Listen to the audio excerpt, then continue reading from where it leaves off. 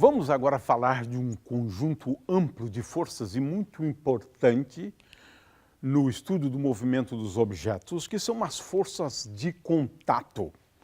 Ora, vamos aqui a um primeiro exemplo.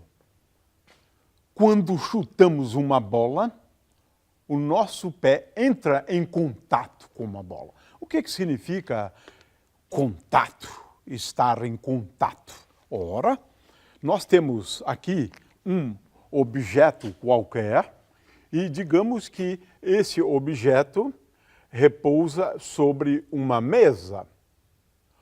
O que está acontecendo aqui? O que significa contato? Ora, nós estamos diante de uma situação onde os átomos ou moléculas deste material estão muito próximos dos átomos do outro material. Praticamente, contato significa isto. Os átomos de um objeto estão muito próximos dos átomos do outro objeto. Tão próximo que parece até que estão colados. Ora, para entender essas forças, a gente precisa necessariamente entender algumas características das forças ditas forças intermoleculares ou forças interatômicas. E aqui temos uma coisa muito curiosa. Quando os objetos, ou melhor, quando dois átomos ou duas moléculas estão muito próximas, elas se repelem. Elas se repelem. Essa é uma coisa que requer a mecânica quântica para ser entendida. Não é fácil explicar isso, não. Porque átomos e moléculas, quando muito próximas, elas se repelem. É isso que nós temos aqui nesse gráfico. A força entre duas moléculas ou dois átomos em função da distância. Para distâncias muito próximas, os átomos e as moléculas se repelem. Difícil de entender, mas é assim. Aqui temos uma região onde o comportamento da força é praticamente linear. Temos uma parte repulsiva e uma parte atrativa. Aqui existe uma distância, a zona do conforto, onde a força é igual a zero, a força se anula. E, finalmente, quando átomos e moléculas estão afastados, então eles exercem forças atrativas. Essa é uma coisa curiosíssima. Essa força atrativa é uma força de natureza, com certeza absoluta, elétrica, porque é força do tipo dipolo-dipolo. Objetos neutros, como moléculas e átomos, podem exercer forças elétricas entre si. Não vamos aqui entrar em detalhes sobre isso, mas isso é bem entendido no nível já da física clássica. Eu não preciso recorrer à mecânica quântica para entender a repulsão dos átomos. Repulsão dos átomos.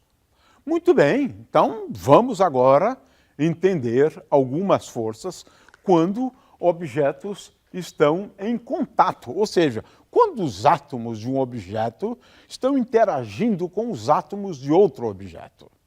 Estão tão próximos que estão em contato. Ora, a primeira força, e essa nunca se pode esquecer, é a força normal. Sim, se esse objeto aqui está colocado sobre uma mesa, sobre uma superfície, não importa.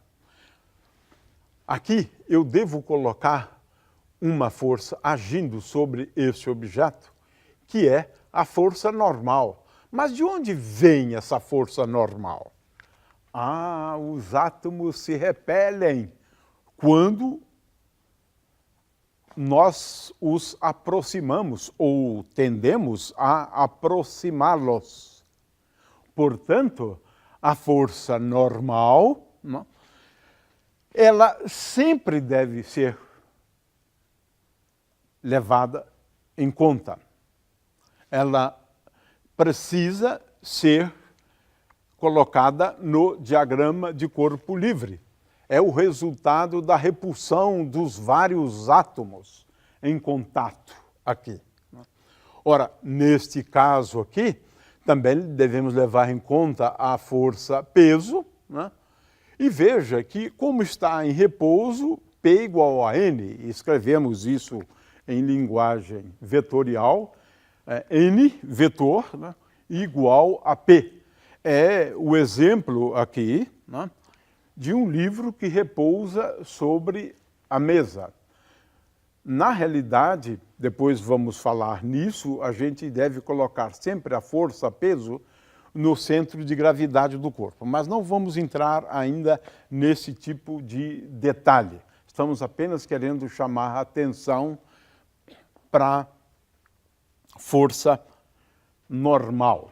Uma outra força que surge quando um corpo desliza sobre o outro, duas superfícies, né? Por exemplo, no caso em que nós estamos empurrando uma caixa, né, sobre a força, age uma força que é a força de atrito. Mas por que surge a força de atrito? Ora, neste caso, ela surge porque se nós deslocarmos um objeto numa determinada direção aqui, a força de atrito vai agir sempre no sentido de impedir o deslocamento do objeto. Por quê? Porque nós devemos levar em conta a atração entre os átomos. Os átomos que constituem a mesa ou essa superfície, quando ele tenta se deslocar, tenta aumentar a distância, surge a distância entre os átomos, surge uma força para impedir o deslocamento. É uma força atrativa, procurando impedir o movimento. Então, a força de atrito é uma força de grande importância e a gente precisa levar em conta também. A força normal e a força de atrito agem apenas de acordo com a necessidade, muitas vezes, né? Ou seja, a força de atrito, ela tem, né, sempre a direção, digamos, tangente às superfícies, né, em contato, e ela tem um sentido que é sempre no sentido de se opor ao movimento. Se o objeto, então, como nesse caso, se desloca para a direita, a força de atrito tem este sentido oposto ao do movimento. E, ao contrário, se o movimento se der neste sentido, a força de atrito tem o sentido oposto. E sobre o módulo da força de atrito, o que nós podemos dizer, né, é que temos aqui um comportamento típico da força de atrito.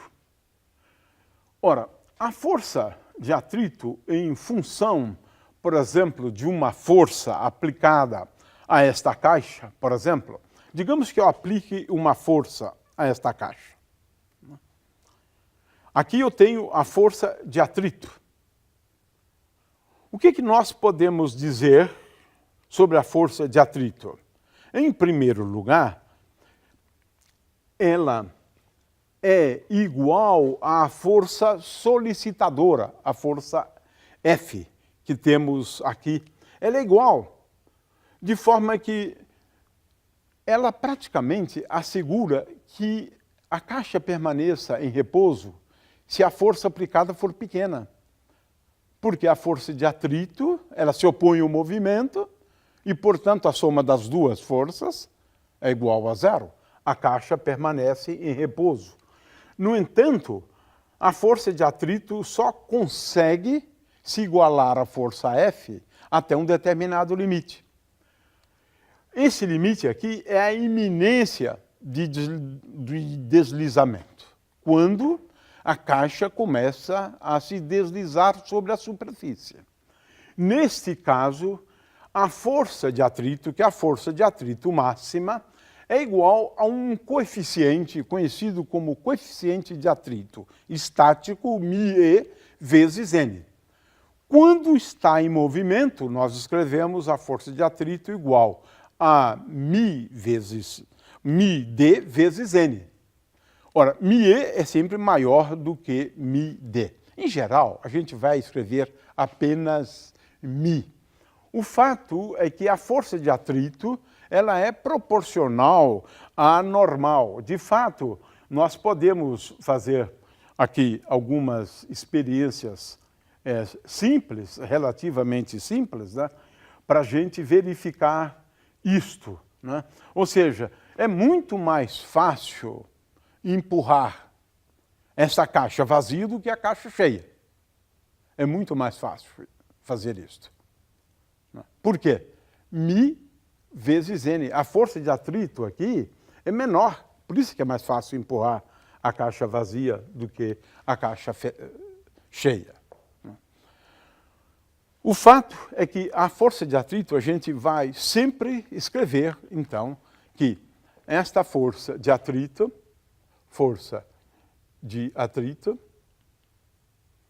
é igual a μ vezes n. Estou falando aqui do módulo. N é a força normal agindo sobre o corpo.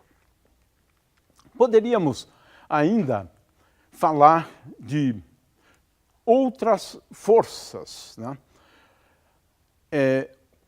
A gente fala, ou a gente discorre muitas vezes, né, sobre problemas envolvendo forças elásticas. É muito importante para entender um movimento oscilatório, por exemplo. A característica principal, e, claro, uma mola aqui representa o protótipo de uma força elástica, é que uma força elástica, ela é igual a menos K, uma constante, conhecida como constante elástica, vezes x. X é a coordenada associada à posição da partícula a partir da posição de equilíbrio. Ou seja, x igual a zero corresponde à posição de equilíbrio. No caso de uma mola, x igual a zero corresponde à posição da mola quando ela não está deformada.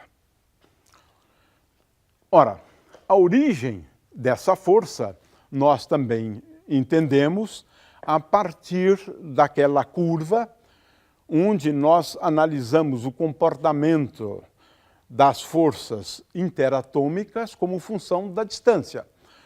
Dentro de um certo domínio ou dentro de um certo intervalo de valores da distância, a força se comporta exatamente desta forma aqui. Ou seja, ela na realidade resulta da força entre átomos e moléculas compondo um determinado material quando eu deformo esse material ligeiramente, dentro de um certo limite, conhecido como limite elástico, esta força se comporta dessa forma como especificamos aqui. Então, a força elástica, ela é escrita formalmente, se eu tenho aqui então o eixo x, e usando aqui o versor I, a força elástica, como a força de uma mola, é igual a menos kx vezes I. Na realidade, agora nós orientamos o eixo x para a direita, x igual a zero corresponde à posição da mola não deformada. O fato é que em muitos problemas da mecânica nós devemos levar em conta também as forças, ditas forças elásticas. Vamos ver aqui um pequeno vídeo para a gente entender, né, o comportamento das forças elásticas. No experimento a seguir, utilizaremos uma mola helicoidal feita de aço, para que a deformação seja do tipo elástico. Assim, quando cessada a força deformadora, a mola deve retornar ao seu tamanho original. Ao contrário do que aconteceria numa deformação do tipo plástico, na qual, mesmo que cessada a força, a mola não retornaria ao seu tamanho original. Iremos pendurar a mola num suporte e colocar um porta-massas na outra extremidade. Ao colocarmos uma massa, a mola irá esticar por causa da força-peso da massa. Colocando-se uma segunda massa igual à primeira, a mola irá se esticar 2 vezes mais. Essa é a chamada lei de Hooke, na qual a força deformadora é diretamente proporcional à deformação.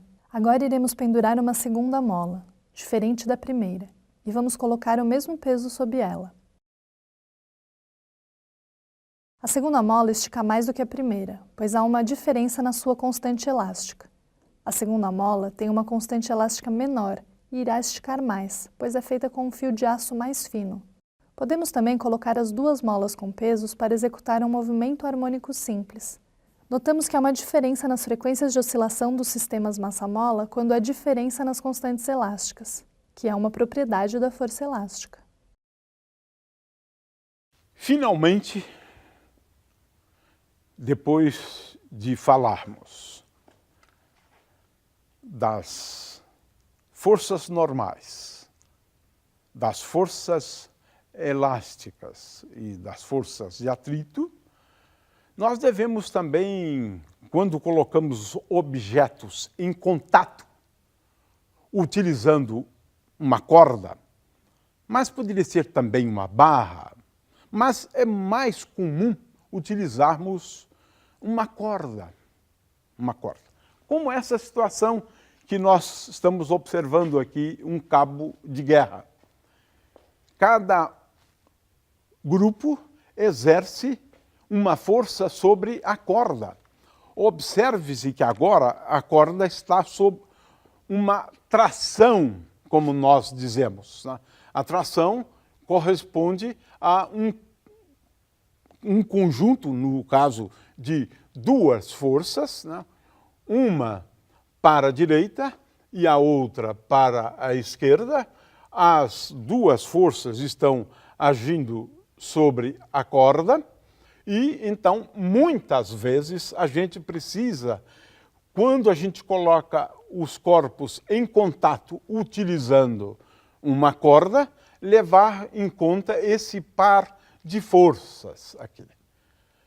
Vamos denominar essas forças de forças tensoras, mas a gente se refere a essa situação como sendo a tração, um par, portanto, de forças. Esse exemplo aqui é bastante útil. Eles estão em contato entre si, utilizando uma corda. E sobre a corda agem 2 forças, um par de forças. Então, precisamos, muitas vezes, levar em conta forças agindo sobre uma corda, como esse é o caso aqui. Eu tenho um objeto que está em contato com um outro objeto por meio de uma corda. E, portanto, precisamos levar em conta a força que a corda age sobre esse objeto. Ou seja, a força que a corda exerce sobre esse objeto. Aqui temos uma outra força agindo sobre o objeto A. Temos aqui uma força agindo sobre o objeto B, e essa força é uma força do tipo força tensora. Grosso modo, em problemas de mecânica, nós precisamos levar em conta pelo menos esses 4 tipos de força. É claro que nós não esgotamos aqui em absoluto, né, os tipos de força, mas nós chamamos aqui atenção, por exemplo, quando nós comprimimos um objeto, uma força de contração, por exemplo, no caso de uma barra, mas nós apresentamos aqui as forças de contato que nós vamos lidar com elas ao longo do curso. E é importante saber especificá-las e entender algumas das suas características. As principais características nós apresentamos agora há pouco.